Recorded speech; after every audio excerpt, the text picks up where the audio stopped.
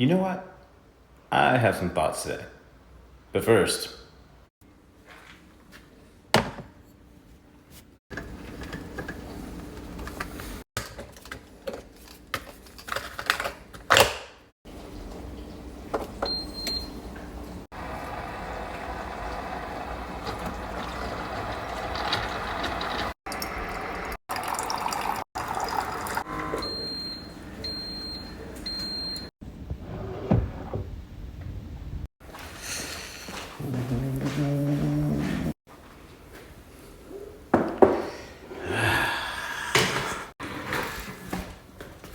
all right.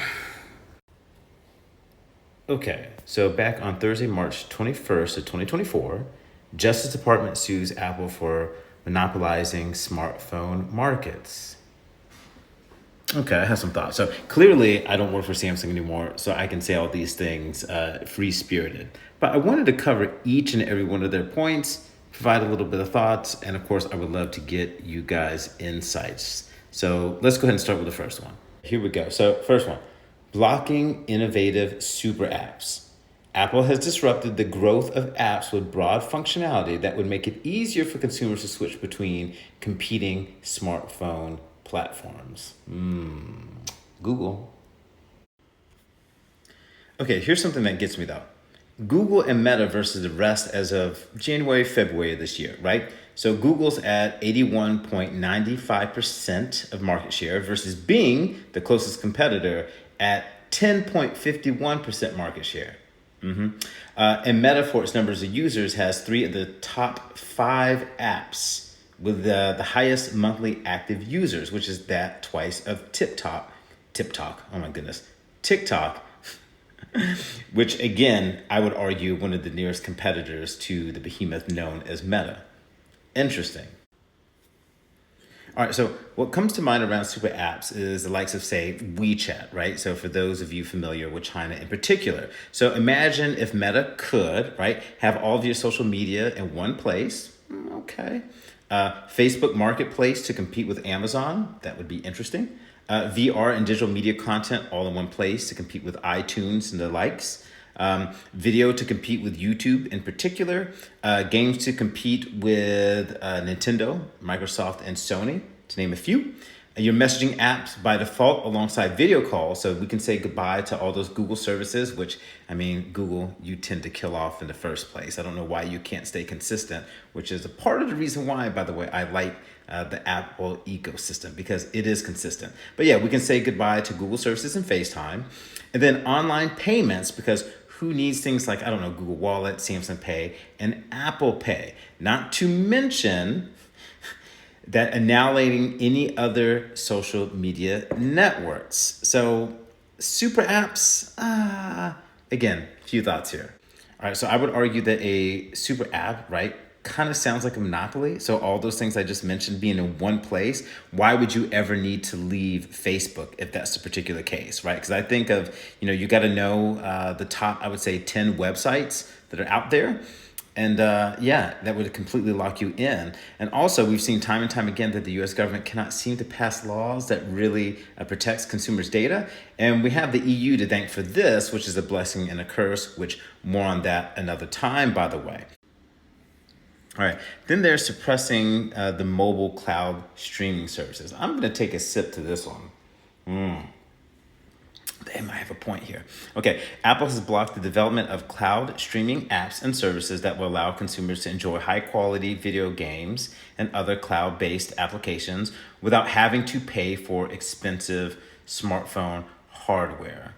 A little dicey there because there's more things than just an expensive phone. I mean, when you think of the camera, right, Face ID, other things that are involved.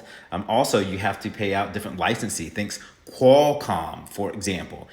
Can't have an operating phone without Qualcomm. That drives up the cost as well, but neither here nor there. That'd be another point another time. But the reason why I wanted to touch on this was what is said is that Apple's ban on cloud gaming services in the App Store and its insistence that all iOS browser apps must use its own WebKit browser engine have both been declared to be anti-competitive by the UK competition watchdog.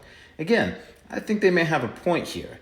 And so while some of those points are certainly valid, I would love to see the web open up personally myself. But the obvious concern to me here is security. So think of the web browsers on your PCs. Yes, consumers could do this today, and the Mac allows you to do this too with some security warnings, right, that are in place there. Love the idea, but we all do have to understand if you think mobile is being targeted by hackers now, yeah, the consumer, let's just be honest. I'm not saying that we're not smart, well, we shouldn't be able to make some of our own decisions, but given all the things you put on a mobile phone and security, I got some concerns there. Again, not saying the DOJ is wrong. I think they have a point here, but I think we should certainly tread carefully.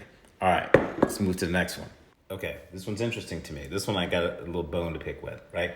Excluding cross-platform messaging apps. Ugh. Okay, so it says Apple has made the quality of cross-platform messaging worse, less innovative, and less secure for users so that its customers have to keep buying iPhones.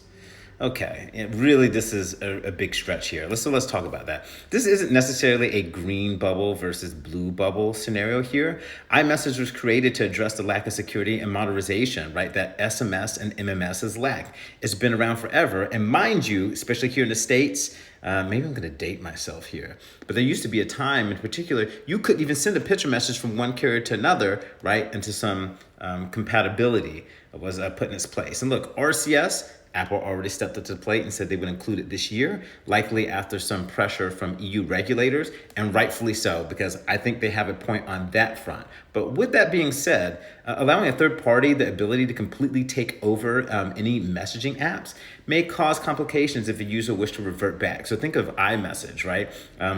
Again, working at Samsung, I remember time and time again, we had to have people go turn that feature off because they weren't able to get messaging after a period of time. And now doing so with no accountability or having anyone being able to get around that is just going to further lock things in. And mind you, this is really just a US issue because in many other countries, they've been using WhatsApp, for example. So all my people in Miami, you know what I'm talking about. It doesn't matter if you're using Android or an iPhone. You all been using WhatsApp, which has been tied to your phone number anyway. So I really just don't see the point here. I know we all laugh about green versus blue, but honestly, that's just because Android never could really seem to get it together. And RCS, even the carriers were slow to adopt and have kind of squibbled over the type of standardization that we're going to use RCS. So this is not really an Apple problem. This is a overall compatibility problem. I think them going directly after Apple and saying like it's their fault. No, I would say this. It would be nice if others actually focused on innovation and did a better job at making things work a bit better. So, I mean, if you're going to come at them for doing too good of a job, totally understand it. But to say that they're purposely, again, RCS, valid argument there, but that was already moved on and decided prior to the DOJ coming here with this. So there's that one there. Okay, two more. All right, next up, diminishing the functionality of non-Apple smartwatches. I'm going to do a hard eye roll here. Apple has limited the functionality of third-party smartwatches so that users who purchase the Apple Watch face substantial out-of-pocket costs if they do not keep buying iPhones. First off, there's a lot of Apple Watches that you see out and about, but let's not forget the market share is still pretty low. And I'm not sure what the DOJ is expecting here, right? So with the information as sensitive as your health data, not to mention period tracking for your ladies in the aftermath of Roe versus Wade, personally, I don't want any company having access to that data. So why would I make it easier to move to Android where they're known to collect user data and sell your information? Hard pass. And we know that Apple does pride itself really on the price of its products. Yes, we know it's a bit more expensive. True, right? But you pay for what you get for versus Google. Well, you like to suck up that data, right? And yeah, the consumer is the data. So again, hard passing that. Not to mention, even Samsung. Look how expensive some of the Galaxy S series phones and the Notes were at their time. A series, different story, but they're all roughly the same price. Once there were two mice who became friends at Mouse College. I don't want to joke, Siri, be quiet. The other from the country. We'll have to get on that one because we know one thing that's not too good is Siri, but I'm just going to take a sip and put some liquor into this one. The city, but right away he got chased by a Oh gosh, stop. run over by a All right, certainly last but not least here, limiting third-party digital wallets. Apple has prevented third-party apps from offering tap-to-pay functionality, inhibiting the creation of platform third-party digital wallets. I mean, could you imagine really having multiple wallets? I have one now, and then here is my Amex card and of course my Apple card. Go figure, right? Nobody asked for this. We didn't ask to have multiple wallets. I don't have a multiple physical wallet. Why would I want it here? And let's be honest, the banking industry, they would rather continue to have control over this versus having a moderator such as Apple, right? So as a consumer, personally, I trust Apple way more than I do these banks. And we can let those records speak for themselves. So prime example, if any of you using an Apple card, you already know now. You're shown the interest rate. You can see how much you pay and how much you're gonna pay in interest. Everything is very transparent. And I've seen no other credit card ever do this. And so if we wanna focus on the innovation, I think they can start there first by being a little bit more transparent with their customers. So again, third-party digital wallets, I get the idea, open it up, but all it's going to do is muddy the waters, right? Because then, Chase or Bank of America, whomever, they can decide not to play in an Apple Wallet. And then now I, as a consumer, have to go to multiple different places, which doesn't sound enticing and appealing to me. So no, don't want it. All right, so I rambled on enough there. Those are just a quick little 5 points. Love to hear your thoughts on it. Again, I know it's a little bit of a sensitive issue. Personally, I don't think the DOJ is actually looking to really break anything up or that sort of thing there. But what I will say is that I think their intention is to force Apple to find ways to, in air quotes, be a little bit more innovative to open some of these things up. Because again, there are a few points here. But let me just be clear. As an Apple consumer, I know, I'm sorry, I might seem some people, but it's true. As an Apple consumer, I like my walled garden. I don't want Apple to turn to everybody else. I have a choice, and it's called either get an iPhone and be in that walled garden, or get something such as, a Samsung, because it's really that and a Pixel, the only thing I'm ever going to use. Sorry, you other manufacturers.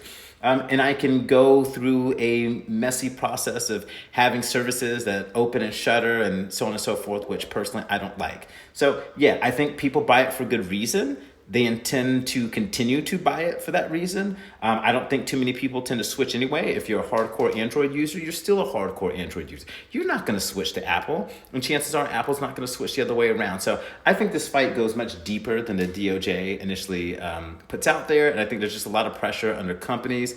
Epic Games, I'm looking at you, right? Where you guys, of course, are trying to blame Apple for some of your failures, one of them. And then two, in all fairness, though, I think there's some wins here for the consumer. So again, let me know your thoughts and let that debate begin, because we know this has always been a harsh debate, and come at me, because I can deal with it. All right, see you, hear your thoughts soon.